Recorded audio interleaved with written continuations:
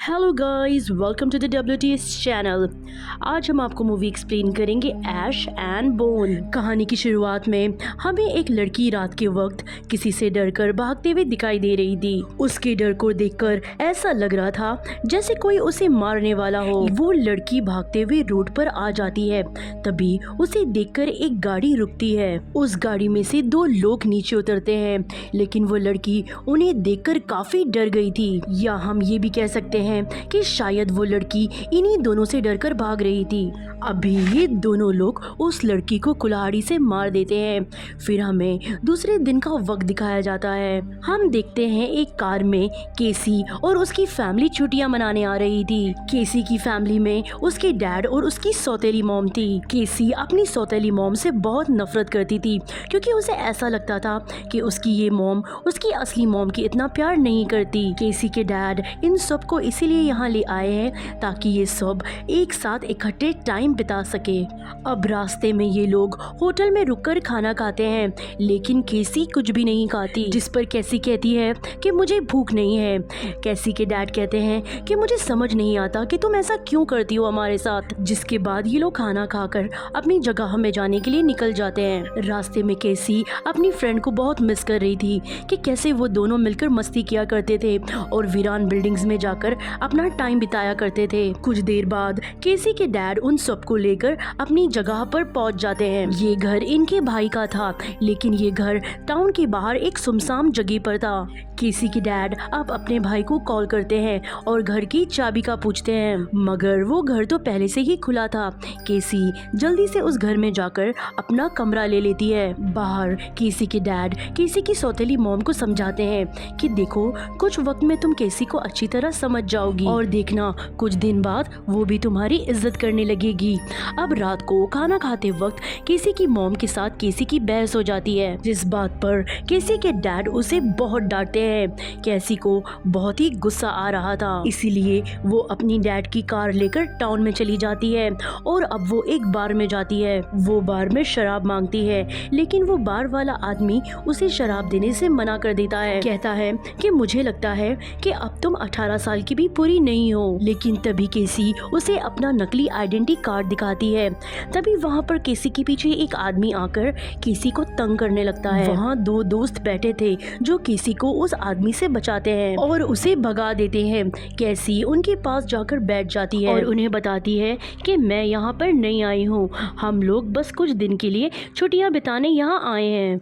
केसी बताती है कि मैं अपने शहर में वीरान बिल्डिंग्स को ढूंढा करती थी और ये सब करने मुझे बहुत अच्छा लगता था, और अगर यहाँ पर भी कुछ ऐसी जगह है तो प्लीज आप लोग मुझे बताओ, मैं वहाँ जाकर एक्सप्लोर करना चाहती हूँ। वहाँ पर जो लड़का होता है वो केसी से कहता है हाँ ऐसी जगह है, लेकिन लोगों का कहना है कि वहाँ पर पहले एक फैमिली रहा करती थी, मगर अभी वहाँ पर सिर्फ दो बहन भाई रहते हैं। वो कभी भी घर से बाहर नहीं निकलते और न जाने आज तक किसी ने भी उनको नहीं देखा।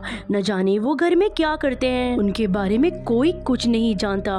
केसी उनसे पूछती है क्या वो बहन भाई कभी घर से बाहर नहीं निकले। लड़की कहती है हाँ, वो कभी घर से बाहर नहीं निकले। वो लड़की बताती है कि शहर के लड़का लड़की अचानक गायब हो जाते हैं। सबका मानना है कि वो बहन भाई उन्हें अगवा करते हैं, लेकिन पुलिस के पास भी उनके खिलाफ कोई भी कंप्लेंट नहीं है और ना ही कोई सबूत है जो पुलिस उन्हें पकड़ सके। केसी उन्हें वहाँ पर जाने का कहती है। वो दोनों केसी को उनके घर के पास ले जाते हैं। केसी वो दोनों भाई बहन के घर के अंदर जाने वाली थी, लेकिन वो जो उसके दोस्त होते हैं वो उसे बहुत रोकते हैं, लेकिन केसी नहीं रुकती, वो घर के अंदर चली जाती है। अब मजबूरन उसके दोस्त को भी उसके पीछे ही जाना पड़ता है। ये तीनों उसके घर की काफी छानबीन करते हैं, लेकिन इन तीनों को वहाँ पर कुछ भी नहीं मिलता। अब ये इनके बेसमेंट में जाते हैं, जहाँ पर उन्हें बहुत ज़्यादा बदबू आ रही थी। वो एक चादर को देखते हैं जिसमें खून ही खून लगा हुआ था, जहाँ पर एक कैमरा भी लगा हुआ था। वो कैमरे में वो एक लड़की की वीडियो देखते हैं। ये उसी लड़की की वीडियो रिकॉर्डिंग थी जिस लड़की को हमने कहानी के शुरू में देखा था। मतलब वो कार में वो दोनों बहन भाई थे। उस वीडियो में वो दोनों बहन भाई उस लड़की को मार रहे थे। ये देखकर वो तीनों समझ जाते हैं कि वो दोनों दोनों कातिल है। तभी उन्हें कुछ आवाज आती है। अब ये बहन भाई घर के अंदर आ चुके थे। उन्हें देखकर ये लोग वहाँ पर छुपने लगते हैं और मौका देखते ही दोनों दोस्तों कूदकर खिड़की से बाहर आ गए थे। मगर वहाँ केसी का पाँव तो हुक में फंस गया था और अब केसी उनकी दादी के कमरे में पहुँच जाती है, जहाँ पर वो बेड पे पड़ा हुआ एक ढांचा देखती है जो उनकी दादी का था। ये इन्होंने क्यों रखा था कोई भी नहीं जानता। वो बहुत डर जाती है और जल्दी से वो भी खिड़की से भाग निकलती है। मगर उन दो कातिलों में से जो बहन थी वो उन पर गोली चला देती है। वो गोली केसी की गाड़ी पर जाकर लगती है। वो तीनों वहाँ से भाग जाते हैं। तभी वहाँ पर उसका भाई आता है और उसे कहता है कि हम इन्हें कैसे पहचानेंगे। बहन कहती है फिक्र मत करो, मैंने उन पर गोली चलाई थी, उनकी कार पर जो गोली का निशान होगा हम उससे इन्हें पहचान लेंगे। अब केसी और दोनों दोस्त उनसे बचकर निकल आए थे और अब सुबह भी हो जाती है। केसी उनसे पूछती है कि क्या तुम लोग ठीक हो? तो वो लड़का कहता है कि हाँ हम ठीक हैं, मगर हम एक बहुत ही खतरनाक जगह पर गए थे और मुझे पूरा यकीन है कि वो लोग हमें ज़रूर ढूंढेंगे और अब हमें संभल कर रहना होगा। जिसके बाद वो दोनों दोस्त वहाँ से चले जाते हैं और केसी भी अपने घर आ जाती है। उसके डैड जब गाड़ी पे लगे गोली के निशान को देखते हैं तो उससे पूछते हैं, जिस पर वो कहती है कि इस बारे में वो कुछ भी नहीं जानती और झूठ बोल देती है। उसके डैड पुलिस ऑफिसर को भी वहाँ पर बुलाते हैं और उसे गोली का निशान दिखाते हैं, जिस पर वो पुलिस ऑफिसर कहता है हो सकता है यहाँ पर कोई लोग शिकार करते हैं और तभी ही ये गोली लगी हो।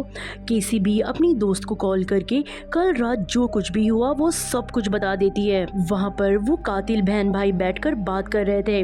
वो कह रहे थे कि न जाने वो लोग कौन थे और हमारे बारे में सब कुछ जान गए हैं। तभी भाई कहता है कि मैं उस लड़के को जानता हूँ जो अक्सर बार में ही होता है और बहन कहती है कि मैं भी उस लड़की को जानती हूँ जो बार वाले की बेटी है। अब इन दोनों भाई बहनों को दो लोगों के बारे में तो पता चल गया था। वो कहते हैं कि हम उन्हें पकड़कर मार देंगे, मारने के बाद हम उनका गोश्त खाएंगे जो बहुत ही मजेदार होगा। लेकिन उनको केसी के बारे में बिल्कुल भी मालूम नहीं पड़ता क्योंकि वो इस टाउन की नहीं थी। अब रात को वो लड़की जो केसी के साथ उनके घर पर गई थी उसे अपने दोस्त की कॉल आती है जो बहुत ही ज्यादा रो रहा था। वो दोस्त कह रहा था प्लीज मुझे बचा लो। अब ये अपने दोस्त के घर पर जाती है उसे बचाने, तो वो देखती है कि दोनों कातिल बहन भाइयों ने उसके दोस्त को पकड़ा हुआ था और अब इस लड़की को भी पकड़कर अपने साथ ले जाते हैं। और जब इनको होश आता है तो ये दोनों दोस्त उनके बेसमेंट में थे जिनको उन्होंने बांधा हुआ था। वो उन दोनों दोस्तों से पूछते हैं बताओ वो तीसरी लड़की कौन थी। यहाँ पर वो केसी के बारे में पूछ रहे थे। लड़का जो यहाँ पर बहुत डरा हुआ था वो सब कुछ बता देता है, जिसके बाद वो दोनों भाई बहन इनको मार देते हैं। लड़के की लाश को भाई एक जानवर को खिला देता है और लड़की को पकाकर दोनों बहन भाई बहुत ही मजे से खा लेते हैं। अब इनको केसी के बारे में भी पता चल चुका था। यहाँ पर केसी बहुत ही ज्यादा परेशान थी। उसकी मॉम उससे पूछती है कि क्या तुम ठीक हो, लेकिन वो उन्हें कोई भी जवाब नहीं देती और अपनी मॉम को कुछ बातें सुनाकर उन पर गुस्सा करके वहाँ से चली जाती है। वो वहाँ से भागकर जंगल में आ गई थी। वहाँ पर उसे कुछ अजीब सी आवाजें सुनाई देती है। वो वहाँ पर डर जाती है और वापस अपनी घर की तरफ आ जाती है। यहाँ पर हम देखते हैं कि वो दोनों कातिल बहन भाइयों ने केसी पे भी नजर रखी हुई थी। इसका मतलब ये है कि उन्होंने उसे ढूंढ लिया था। फिर केसी वही बार में जाती है जहाँ पर उसको उसके वो दो दोस्त नहीं दिखते। वहाँ पर एक पुलिस ऑफिसर आता है और उन दोनों दोस्तों के बारे में केसी से पूछता है। केसी पुलिस ऑफिसर को कहती है कि मैंने आज उन्हें नहीं देखा, लेकिन हाँ कल मैं उनसे मिली थी। और अब पुलिस ऑफिसर केसी को अपना कार्ड देता है और कहता है कि अगर कभी तुम्हें मदद की जरूरत हो तो तुम मुझे बुला सकती हो। यहाँ पर हम केसी के मॉम और डैड को देखते हैं जो घर पर थे, जहाँ पर उनका दरवाजा कोई जोर जोर से बजाता है और जैसे ही केसी के फादर उस दरवाजे को खोलते हैं तब वहाँ पर बहुत ज्यादा खून पड़ा हुआ था, जिसे देखकर वो बहुत डर जाते हैं। और तभी वो दोनों बहन भाई उनके घर के अंदर आकर उन्हें पकड़ लेते हैं। केसी जब अपने घर पर आती है तो बाहर खून को देखकर वो भी काफी डर जाती है और तभी वो पुलिस को कॉल करती है, लेकिन वहाँ पर नेटवर्क ही नहीं आ रहा था। वो घर के अंदर जाकर देखती है, वो देखती है कि उसकी मॉम को किसी ने बहुत ज्यादा मारा हुआ था। उनकी हालत बहुत ज्यादा खराब थी, उन्हें एक कुर्सी में बांध रखा था। तब केसी अपनी मॉम से पूछती है कि आपकी ऐसी हालत किसने की। वो कहती है वो आदमी जो तुम्हारे पीछे खड़ा है। उधर जो भाई था वो केसी को पकड़ लेता है और जो बहन थी वो केसी के डैड को जंगल में लेकर जाती है और वो उनके सर पर एक एप्पल रखकर निशाने लगाने की कोशिश करती है। केसी के डैडी कहते हैं देखो तुम्हें कितने पैसे चाहिए तुम ले सकती हो। बहन कहती है नहीं नहीं, हमें पैसे नहीं चाहिए, हमें तो तुम्हारा मांस चाहिए, हम तो तुम्हें मार कर खाएंगे, तुम हमारा खाना जो हो। और अब वो उसके डैड पर गोली चला देती है और सीधा निशाना जाकर एप्पल पे लगता है। उधर केसी की मॉम उस भाई से पूछती है कि आखिर तुम हमारे साथ ऐसा क्यों कर रहे हो। कातिल भाई उन्हें बताता है कि ये बात तुम अपनी बेटी से पूछो। केसी कहती है मैं ये नहीं जानती थी कि ये लोग कातिल है। अब वो वहाँ से चला जाता है। अभी यहाँ पर केसी की रस्सी खुल गई थी। वो पुलिस को कॉल करके मदद के लिए बुलाती है और दोबारा से कुर्सी पर बैठकर बंधे होने का नाटक करती है, जिसके बाद वो दोनों बहन भाई वापस आ जाते हैं। उनके साथ केसी के डैड भी थे। उधर वहाँ पर पुलिस ऑफिसर भी आ गया था, जो बाहर खड़ा कातिल भाई को देखता है और कहता है कि मैंने तुम्हें मना किया था, जो इस टाउन के नहीं है तुम उन्हें नुकसान नहीं पहुंचाओगे। तब वो कातिल भाई कहता है कि ऐसे कैसे छोड़ दूं, अगर तुमने मेरा साथ नहीं दिया तो मैं तुम्हारे सारे गलत काम के वीडियो पुलिस को दे दूंगा। और तुम ये मत भूलो कि तुम मेरे कजिन हो। मतलब पुलिस ऑफिसर भी इनसे मिला हुआ था, यानी इनका रिश्तेदार भी था। इसके बाद बहन पीछे से आकर पुलिस को गोली मार देती है और फिर वो कातिल भाई उसकी लाश को कुल्हाड़ी से टुकड़े टुकड़े कर कर आग के पास लेकर जाकर रोस्ट करके खाते हैं। उधर केसी के डैड अपनी वाइफ को छुड़वाने की कोशिश करते हैं।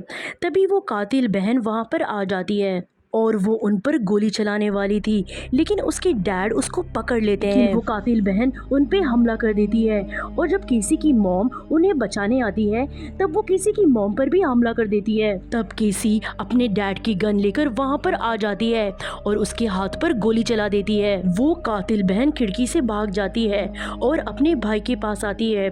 उसका भाई अपने ही कजिन को रोस्ट करके खा रहा था और उनके पास केसी के डैड भी थे, जिनको उन्होंने अभी भी पकड़ा हुआ था। वो कातिल भाई केसी के डैड से कहता है कि अगली बारी तुम्हारी है, तुम्हारा गोश्त भी बहुत मजेदार होगा। जिसके बाद वो अपनी बहन को केसी को ढूंढने जंगल में भेज देता है। जैसे ही वो कातिल बहन केसी को ढूंढने जाती है, केसी उस पर पीछे से हमला कर देती है और कुल्हाड़ी से उसे मार देती है।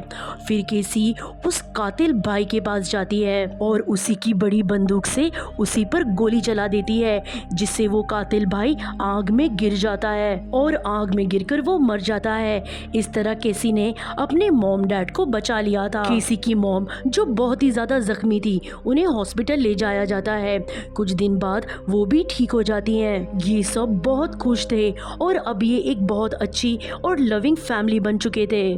केसी अपनी सौतेली मॉम के साथ एकदम ठीक हो गई थी और ये कहानी यहीं पर ख़त्म होती है। उम्मीद करते हैं कि आपको ये मूवी पसंद आई होगी। आज की वीडियो में बस इतना ही, लेकिन नेक्स्ट टाइम हम फिर मिलेंगे एक नई इंटरेस्टिंग कहानी के साथ। अगर आपको वीडियो की एक्सप्लेनेशन अच्छी लगी हो तो वीडियो को लाइक ज़रूर कर दें और अगर आप हमारे चैनल पर नए हैं तो प्लीज़ हमारे चैनल को सब्सक्राइब करें। Thanks for watching.